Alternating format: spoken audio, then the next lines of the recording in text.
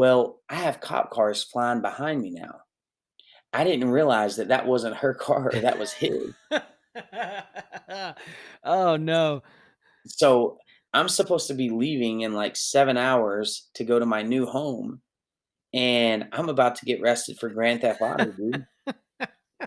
Yeah, yeah. Woo. So, I call Brooke, it's 2:30 in the morning by this time. I called Brooke on the phone, and I said, "Hey, look, tell your family I'm so sorry." She's like, "What do you mean?" I'm like, "Listen to me. Tell your family I'm so sorry. I'm about to get arrested for stealing a car." "What do you mean you're stealing a car?" I'm like, "Listen, okay, it's not what it sounds like, but it is." And so she hangs up. She's mad, dude. She's so mad. And I literally am flying down the interstate, and I'm just gonna try to outrun them because I don't know what else to do. I'm just a teenage kid being a punk. And I turn down this dirt road, and all of a sudden, I don't see any lights. They're all gone. And so I get out, I stop the car because I think they're trying to trap me. I Yeah. figured they were gonna be on this dirt road a mile ahead of me or something. And I get out and I just listen and I don't hear anything and I don't see anything.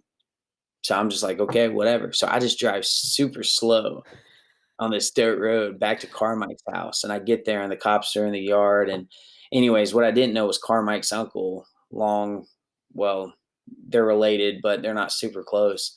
His uncle works for the police department, and he knew that I was the one in the car and what had happened. So he told the police to back off because they were scared I was going to wreck. Yeah.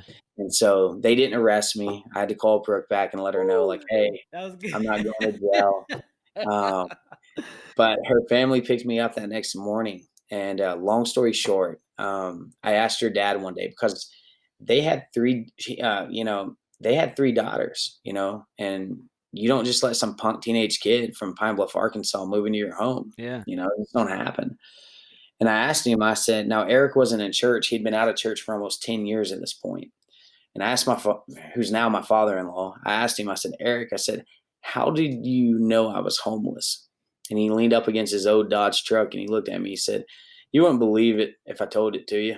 And I said, no, I would. He's like, I had a dream. I had a dream that whoever my daughter was talking to was homeless and I knew it wasn't wrong. Wow. And I was just like, okay. I said, I'll take your word for it. And That's there's so much crazy. there's so much. Here's the thing in my book, there's so much crazier things to the story than I have time for. But throughout this, you see God working. You see God working. And they helped me through high school. When I was a junior in high school when I started living with them. I had a 1.8 GPA. Hmm. And so by the time I graduated, I had a 3.0. I preached. The school, only being there 2 years, asked me to preach to the senior class, do the baccalaureate. It was so cool. Went on to college. God's blessed me. I married my sweetheart, and we have three kids together now.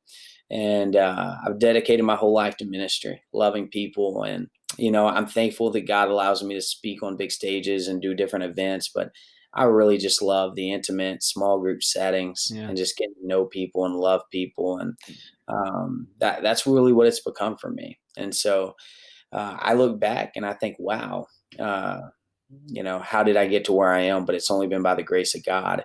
And then at 18, I finally got to meet my father. I never got to meet my father until I was Wow. 18. And I found out that I knew my father my whole life from the time I was 13 because he was the rival gang leader that I never knew was my dad. What? Yeah, that's crazy. Wow. It's crazy. And he knew he was my dad, but he never let me know that. Oh, so he knew the whole time, he just never let you He know. knew. Wow. He knew. And so at 18, I tried to pray with my dad. I tried to love him and I asked him to leave it.